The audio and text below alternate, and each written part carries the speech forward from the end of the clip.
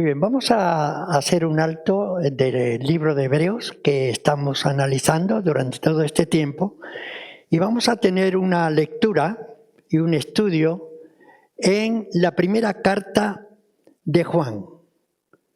Vamos a analizar un texto que nos habla de la comunión unos con otros y principalmente de la persona de nuestro Señor Jesucristo.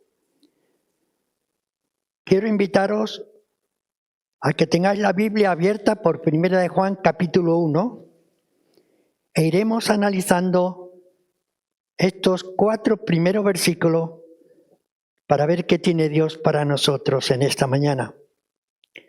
Verdaderamente cuando tenemos una experiencia espiritual deberíamos de compartirla.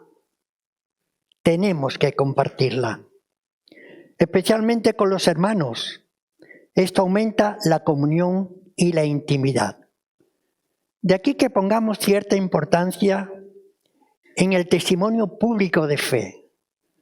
No es un mero capricho, la palabra de Dios lo dice, que el que confesare al Señor Jesús con su boca, el Señor Jesús lo confesará delante de su Padre. Es una manera también de revestirse de una cierta valentía, es una manera de revestirse de un valor para decir delante de los demás que uno acepta a Jesucristo como su Señor y su Salvador. El apóstol Juan tiene algo que compartir y lo hace seguro de alcanzar una mayor comunión con los fieles entre sí y con Dios. La comunión se expresa de una manera muy clara en la cena del Señor, donde todos compartimos la más maravillosa experiencia y es el Señor Jesucristo.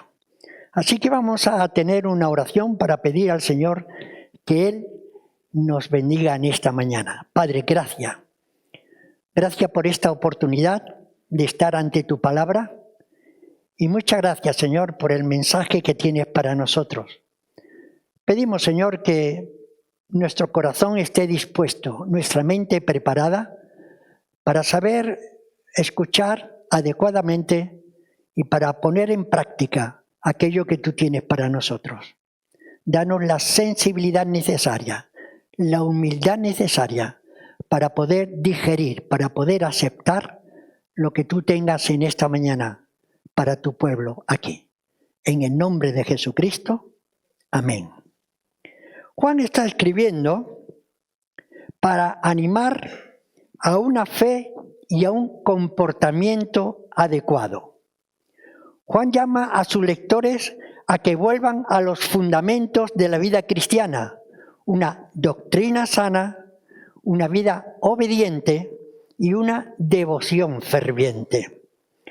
Para mejor constancia, Juan escribe la experiencia que ha tenido, la experiencia espiritual, o sea, que la vida en Cristo había pasado a ser su propia vida. Esto quiere anunciarlo, para que los lectores puedan elevar a sí mismos un plano y disfrutar de una extraordinaria experiencia. La vida cristiana ha de ser comunicada al mundo de una u otra manera. Yo recuerdo, siendo un zagal, cuando una fuerza incontenible me impulsaba para levantarme y decir con ello que yo quería eso que el predicador estaba anunciando. Desde ese momento mi vida fue transformada, mi vida fue cambiada.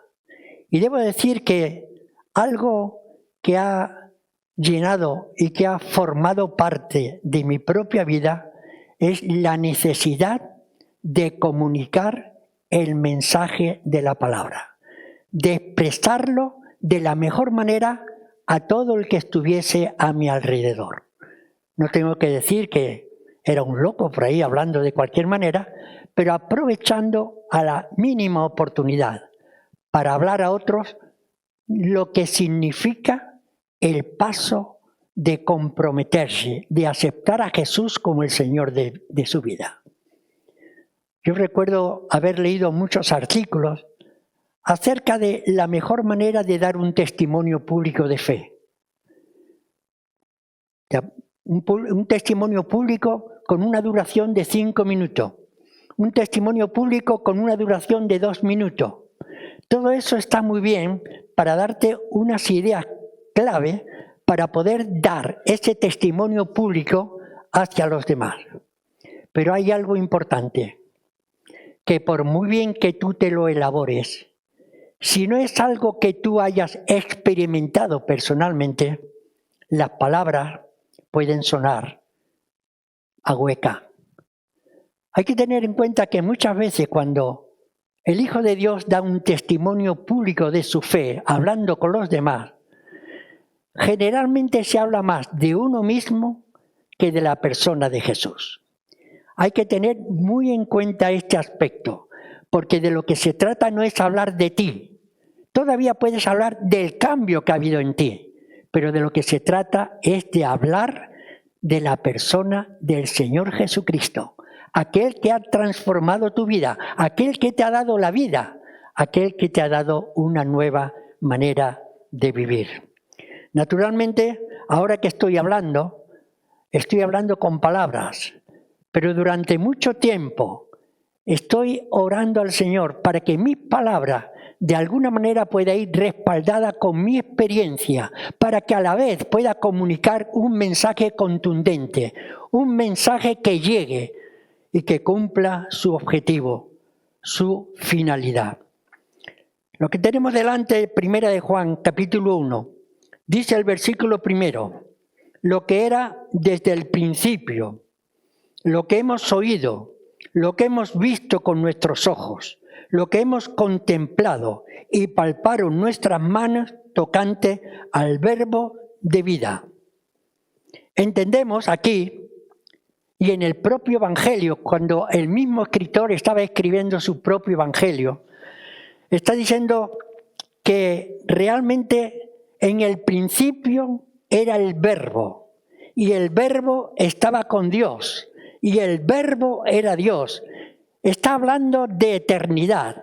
Precisamente en un principio que no ha habido ni principio ni fin, ya era Dios, ya estaba el verbo. El verbo estaba con Dios y el verbo era Dios. Está hablando de la vida de Dios, está hablando del tiempo de Dios, está hablando de la calidad de Dios, que es eterno, que no tiene ni principio ni fin. Está hablando del Hijo de Dios que era y no que vino a ser. No se trata de una persona, se trata de la persona, la vida, la realidad, el principio, un nuevo poder que surge en la historia.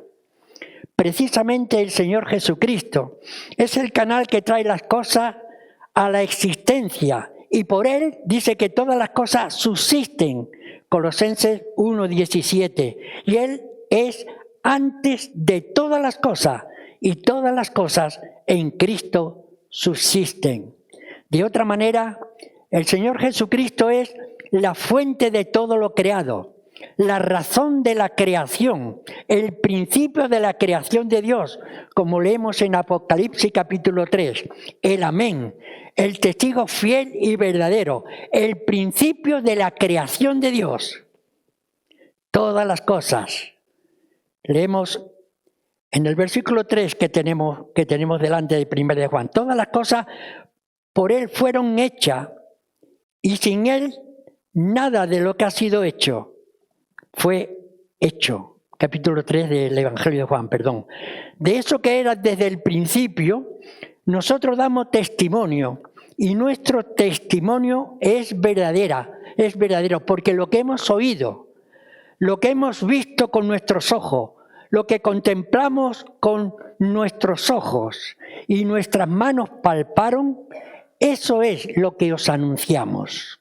Lo que hemos oído nosotros, está diciendo Juan, lo que hemos visto, lo que vivimos con Él.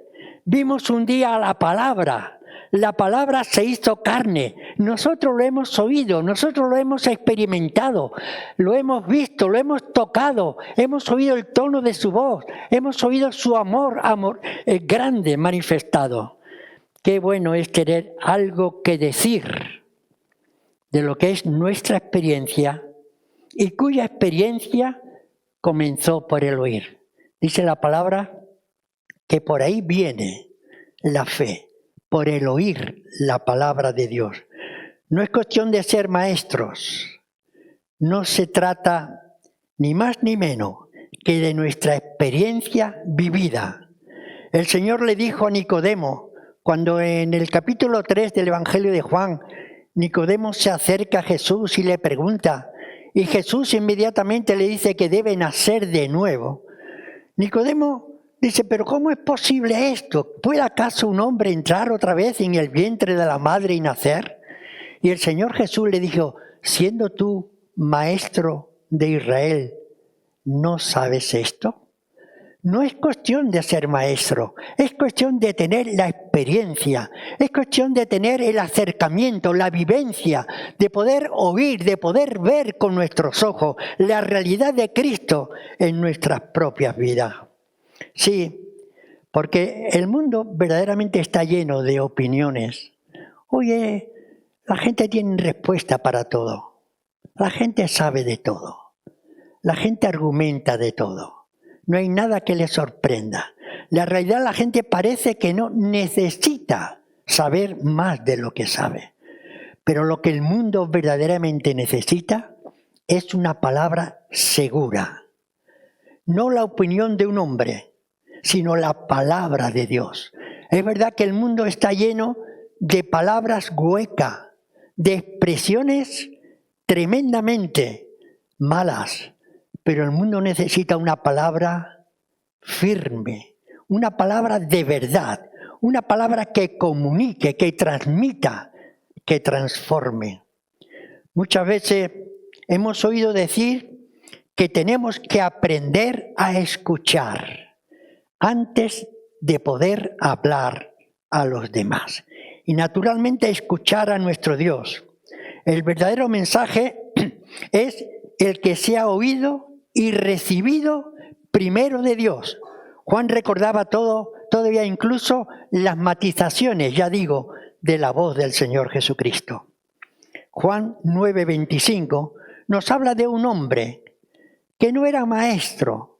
¿Recordáis aquel hombre que el Señor Jesús le curó su ceguera? Dice que el Señor Jesús hizo barro con saliva y un poco de tierra, no como el barro que hoy están haciéndose los políticos, ¿verdad? Este era un barro sanador.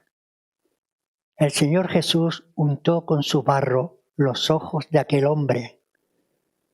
Aquel hombre fue, de alguna manera, fue amenazado. ¿Qué pasa? ¿Qué estás haciendo? ¿Qué es lo que está ocurriendo? ¿Qué es lo que te ha hecho? ¿Quién ha sido el que te ha hecho? Incluso llegaron a preguntarle a los padres, ¿pero este es tu hijo? ¿Realmente es tu hijo? Y que los padres dijeron, sí, es verdad, es mi hijo, yo sé que es mi hijo, pero no sé nada más. Y el hijo le dijeron, ¿pero tú sabes de quién se trata? Y el hijo dijo, sí, es un profeta. Empezó después de esta experiencia que había tenido con el Señor Jesucristo. Incluso le pidieron explicaciones más grandes. A ver, dinos algo más. Y él concluyó diciendo, una cosa sé, que yo antes era ciego y que ahora veo. Realmente esa es una experiencia que comunica, es un mensaje que transmite. No hace falta dar explicaciones teológicas fundamentales, no hace falta dar un recital histórico. Lo importante es transmitir a los demás lo que ha ocurrido en nuestra vida como experiencia de haber aceptado, de haber tenido, de haber gozado de la realidad de Cristo en cada uno de nosotros. Por eso dice el apóstol Juan, lo que hemos visto, así la comunicación es más viva, porque se trata de algo que tú has experimentado, que tú has visto, que tú has tocado, que tú has oído, porque comunicamos aquello que hemos experimentado. Nuestra luz procede del Señor de la luz, y por cuanto nosotros comunicamos lo que recibimos, dependerá de nuestra estrecha experiencia con el Señor para que lo que podamos dar pueda comunicar. He tenido una disyuntiva en esta preparación, porque no sabía si hacer énfasis en la experiencia que necesitamos con el Señor o la necesidad que tenemos de comunicar el Evangelio. Y he llegado a la conclusión, naturalmente, no podía ser de otra manera, que lo uno depende de lo otro. No podemos comunicar si no hemos experimentado. Cuando hemos experimentado la vivencia del Señor, es cuando podemos dar un mensaje claro, como dice la palabra, un sonido acertado, un campanazo que concrete y que informe. Muchas veces con nuestras divagaciones, posiblemente estamos trastocando o de alguna manera no dando un mensaje claro. Tenemos que decir a los demás aquello que hemos oído del Señor y aquello que hemos experimentado con nuestra propia vida. Ya Pedro, en su segunda carta, capítulo 1, versículo 16, así lo transmite. Porque no os hemos dado a conocer el poder y la venida de nuestro Señor Jesucristo, siguiendo fábulas artificiosas, sino como habiendo visto con nuestros propios ojos su majestad. Ya el apóstol Pablo en 2 de Corintios, capítulo 1, versículo 4, dice, el cual nos consuela en todas nuestras tribulaciones, para que podamos también nosotros consolar a los que están en cualquier tribulación por medio de la consolación en que nosotros somos consolados por nuestro Dios. El apóstol Pablo está presentando la misma idea, la de ser transmisores, la de ser portadores de la bendición recibida. Cuando tú recibes, da porque lo has recibido, pero si no has recibido no puede dar porque no tienes para dar. De aquí la necesidad a leer la palabra, a analizar la palabra, a estar en los cultos, a fomentar el compañerismo, a disfrutar cada vez que se tenga oportunidad de la vivencia y de la comunión de los hermanos unos con otros, porque eso es lo que encontramos en la palabra de Dios. Juan nos está diciendo en esta primera carta, para dar un mayor énfasis a su pensamiento, dice, no solo lo hemos visto, sino que lo hemos contemplado. Indica algo más que ver, indica tener una complacencia, tener un gozo, tener una necesidad, tener una alegría de estar contemplando la obra de Jesús en nuestra propia vida para así comunicar a los demás. Juan está expresando un examen detallado que se había tomado del Maestro, porque una rápida mirada a Cristo nunca hizo cristiano a nadie. Los ojos del cristiano están fijos, amorosamente maravillados con la persona de Jesucristo. Como decía el salmista, capítulo 1, versículo 1, bienaventurado el varón que no anduvo en consejo de malo, ni estuvo en camino de pecadores, ni en silla de escarnecedores se ha sentado, sino que en la ley del Señor está su delicia, y en su ley medita de día y de noche. Será como árbol plantado junto a corrientes de agua, que da su fruto a su tiempo y su hoja no cae. Esa es la contemplación, esa es la admiración, ese es el gozo, la alegría que debe tener el cristiano, el estar a los pies de Jesús, contemplando su belleza, contemplando su hermosura. Por eso dice el Evangelio de Juan, este mismo que escribió esta primera carta, capítulo 1, versículo 14, y vimos su gloria. Lo que palparon nuestras manos, precisamente su gloria fue hecha carne y pudo ser tocada. Esto es un gran testimonio de la humanidad de Jesús y de su encarnación. El Señor Jesucristo invitaba a los suyos y decía, mirad mis manos, mirad mis pies, que yo soy, tocar y ver. porque los espíritus no tienen carne y hueso, como veis que yo tengo, en Lucas 24:39. Lo que hizo el Señor Jesucristo al encarnarse fue hacer posible que los sentidos del hombre le comprendieran, porque le vieron, le oyeron, tuvieron oportunidad de estar cerca. Los que son capaces de mirar a Jesús descubren la vida con Él, y descubren la vida eterna, y descubren la maravilla de la vida humana. La vida humana se transforma en una maravilla cuando Cristo forma parte de esa vida. Por eso los apóstoles dicen que vieron a Jesús, lo vieron, lo experimentaron, o lo que es lo mismo, comenzaron a experimentar una nueva forma de vida que tiene que ver con el inicio de la eternidad. No tenemos que esperar a morir para disfrutar de la eternidad. La eternidad la disfrutamos desde el momento que Cristo forma parte de nuestra vida. Aquella persona, aquel ser, aquella familia que no tiene a Cristo, no podemos decir que viva. Es un muerto andante, pero la vida verdaderamente se disfruta cuando Cristo viene a formar parte de esa persona. Y este inicio lo comunicaron. Cuando el apóstol Pedro y Juan fueron detenidos y le prohibieron de que hablasen, dijeron la autoridad, esta gente le prohibimos que hablen y ya se ha terminado aquí, ya no pasa nada más. Así que no podéis hablar. Ellos dijeron, eso es imposible.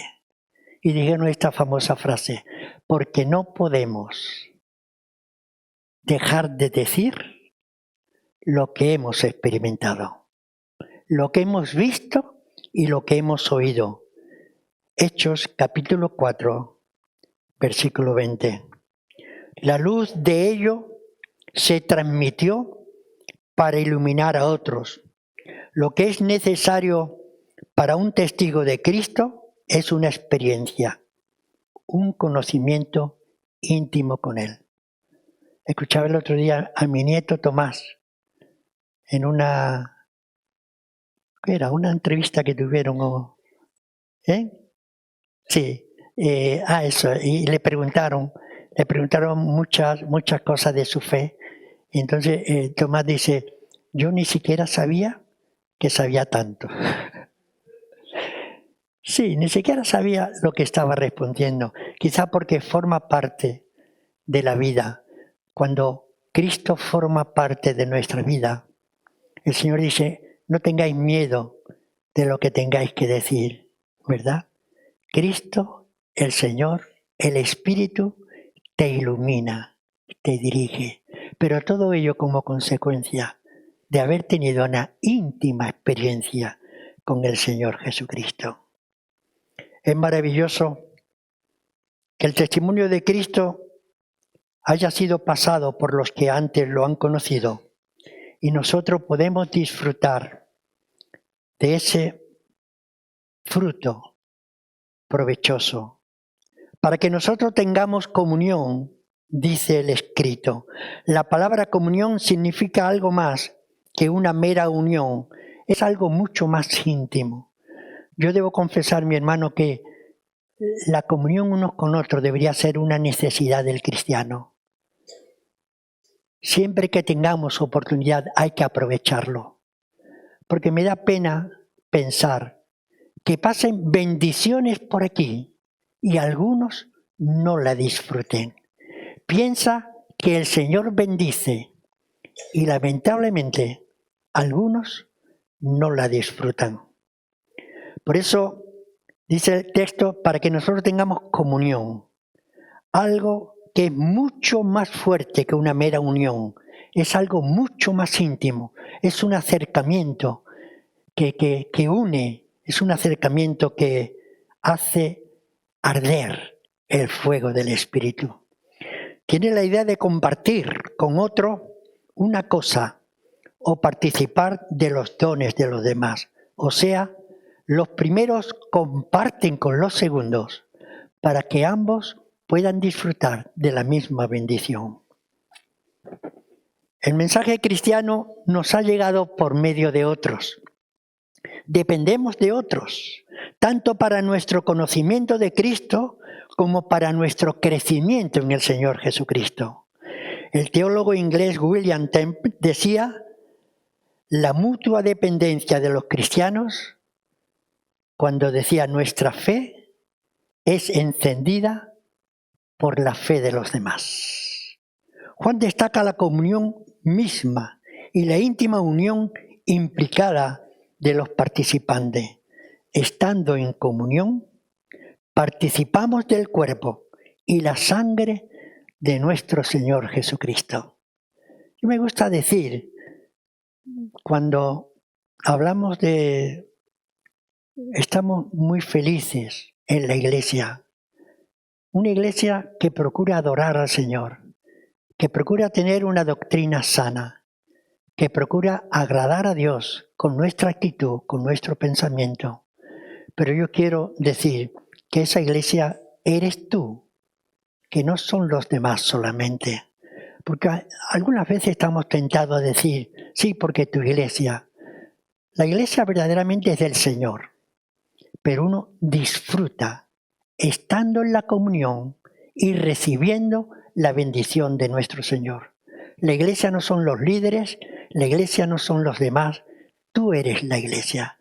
Cuando tú hablas de tu iglesia, tienes que sentirte parte de tu iglesia. Tú eres el que sostiene a tu iglesia.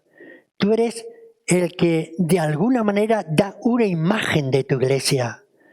Tú eres el que comunica a los demás lo que se vive en la iglesia como consecuencia de que tú formas parte naturalmente de esa iglesia. No son los demás los que tienen que ir al frente con ciertas actividades o con ciertas promociones o con cierto sostenimiento. Tiene que ver con tu persona, tiene que ver con tu cartera, tiene que ver con tu propia vida. Y es la iglesia del Señor la que puede disfrutar en comunión los unos con los otros.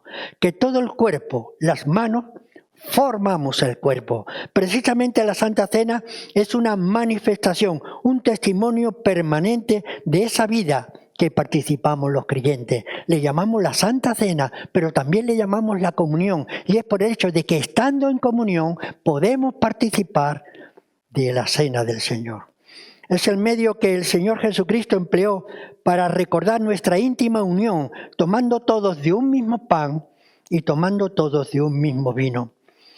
Para esta unión se escribe y se testifica del mensaje que se ha recibido, o de otra manera, el cristiano es de unión y no de división. Donde hay desunión no hay sentir puro, porque la grandeza del mensaje es que somos uno en Cristo. Os anunciamos esto para que tengáis comunión los unos a los otros. Me sorprende mucho cuando algunas veces se nos ocurre pedir que estemos unidos, como una necesidad. Sí, es verdad, pero ya estamos unidos en Cristo, porque en Cristo estamos siendo uno en el Señor Jesucristo. Nuestra comunión, dice el versículo 3, es con el Padre y con su Hijo Jesucristo. Es la participación con el Padre y con el Hijo de una vida común, la que nos fue manifestada y que nos habla el versículo 3, la última parte, es con el Padre y con su Hijo Jesucristo. Nosotros lo hemos recibido y queremos que vosotros también lo disfrutéis. No hay egoísmo de ninguna clase, según leemos en la porción que tenemos por delante. Las almas nobles desean compartir las cosas mejores.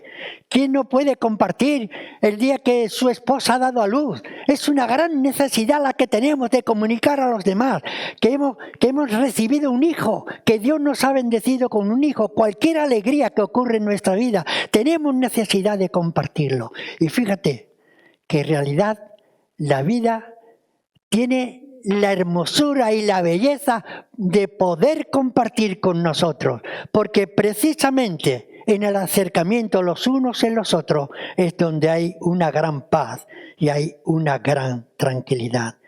Porque dice, ¿para qué? Para que nuestro gozo sea cumplido. Esta es la obra que ha de producir el Evangelio, la vida que Cristo trae. Las consecuencias de una vida sana y una vida abundante es precisamente gozo. La plenitud de la vida de Cristo también es gozo. Más aún, una vida cristiana sin gozo es una vida un tanto enferma. Falta mucho de la manifestación que Cristo hace en las almas de los hombres.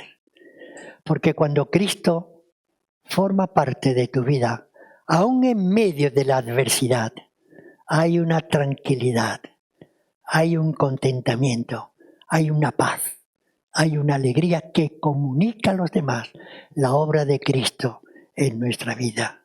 Por eso la vida cristiana es una vida de gozo y un gozo abundante. Yo creo, mis hermanos, que es importante que sepamos sonreír. Hay que saber sonreír, porque eres una nueva criatura. Tienes que darte cuenta que las cosas viejas pasaron, que todas son hechas nuevas. Tienes que darte cuenta que aquello quedó enterrado en las aguas del bautismo y hoy has nacido a una nueva vida, una resurrección en Cristo Jesús, que verdaderamente comunica a los demás lo que Cristo ha hecho en tu propia vida. Por eso os escribimos esto para que vuestro gozo sea cumplido, versículo 4. Para que vuestro gozo sea completo. Jesús mismo dice estas palabras en Juan 15:11, cuando está hablando de la vid verdadera. Cuando el Señor dice, vosotros sois los pámpanos, yo soy la vid. Vosotros no podéis estar separados de mí, porque separados de mí nada podéis hacer. Porque naturalmente necesitamos de esa savia, de la presencia de Cristo en nuestra vida, que pueda correr por nuestras venas, por todo nuestro ser, para que la expresión de nuestra propia vida sea una consecuencia de la realidad de Cristo. Por eso cuando Cristo dice es que tenéis que estar unidos a mí, porque separados de mí, nada podéis hacer. Para que vuestro gozo sea completo. El mensaje de Juan se centraba en el Señor Jesucristo. Y de Jesucristo podemos destacar muchas cosas, podemos concluir muchas cosas. Pero una de ellas es que Jesús fue desde el principio. Es decir, que en el Señor Jesucristo la eternidad penetró en el tiempo. En el Señor Jesucristo, el Dios eterno entró personalmente en el mundo de los hombres. Mediante esta acción llegó a los hombres la palabra de vida. La palabra que es vida y que trae vida. La palabra que puede cambiar la muerte en vida y la vulgar existencia en una auténtica vida. Esta es la palabra de Dios que puede transformar, cambiar, aliviar la vida de todo ser humano. Juan tenía algo que decir, porque lo había experimentado. Y lo dice para que tengamos comunión con ellos y los unos con los otros. El Evangelio hay que compartirlo con otros. El Evangelio quita las dudas. Es una verdad experimentada por muchos y puede ser experimentada por todos y cada uno de nosotros que estamos aquí en esta mañana. El Evangelio produce unión íntima. La comunión trae gozo. El gozo es fruto de la seguridad espiritual que se ha producido en el alma. Y todo porque Cristo se ha encarnado y su vida nos ha sido manifestada. Esa vida es la que recordamos y la comunión que debemos practicar.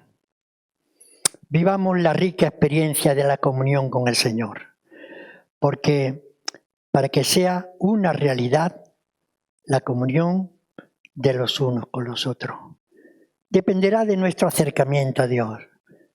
Ya he dicho que no sabía si destacar la necesidad de comunicar el mensaje o la necesidad de seguir viendo y experimentando lo que Cristo hace en nuestra vida.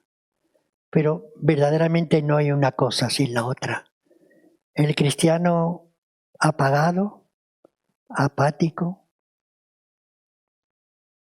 problemático, no sé si hay algún cristiano problemático, pudiera ser, algún cristiano triste, tendría que revisar posiblemente su íntima comunión con el Señor, porque va a depender de ese acercamiento al Maestro.